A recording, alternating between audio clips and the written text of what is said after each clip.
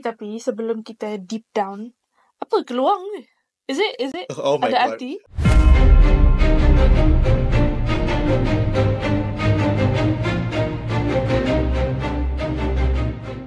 Terima kasih kepada semua yang dah cuba educate aku pasal keluang tu apa.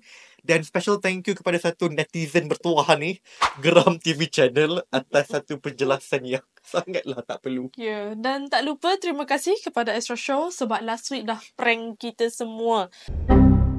Kata nak keluarkan trailer. Rupanya betul-betul trailer yang dia keluarkan. Hilarious. So hari ni trailer rasmi dah keluar. So tanpa basa-basi, ayo kita tengok. Basa-basi. Kita mula dengan benda pertama yang awak ingat. Okay. Kau. Buat apa doktor nak dengar cerita orang gila kan? Bohan, awak tak gila. Awak sakit. Okay. Politically correct. Aku Wow, ada dibesarkan kilat. bersama-sama Syamsi. 3 jaga 3. Power pelakon. Syamsi pembunuh. Oh. Lupa nama apa tapi familiar. Nawa itu apa? Dah sampai masa untuk awak putuskan siapa awak sebenarnya. Aku Borhan. Aku Cewa, silat lagi. Keluang Man. Okay.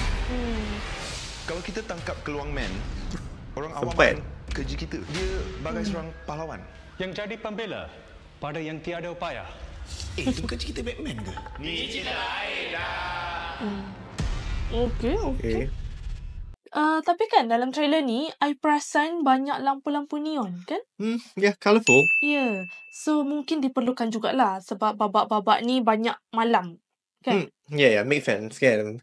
Time action mungkin mostly malam lah. Hmm. So, bila aku scrub dekat this trailer, ada yang scene yang mostly hijau, ada merah, ada kuning, purple pun ada, biru. Colourful lah, kan. But does the colour serve a purpose? Kita kan tahu type the whole movie lah, kan. Cuma yang kita tahu from this trailer adalah siapa antagonis tu, konflik dia dengan the hero, Borhan. Dan juga agak di-tease a bit apa yang mencetuskan konflik antara diorang ni. Which I would prefer to know from the actual movie lah, not from trailer kan. Tapi dah tunjuk dah kat sana. Awak perasan tak tadi ada degai pelakon yang daripada Project High Council? Adakah ini universe MCU Oh, yang something apa, like the that? Shaw Universe, Astro Universe. Yes. Salah. Yeah. But kalau betul lah, ni watak sama from Project High Council. Nama sama. Sangat keren. Kan. Dia baru graduate, lepas tu join polis lah apa. Kan. That would be really cool. Tapi I pun boleh rasa lah the hype from this trailer. Sebab Okay. ada silat.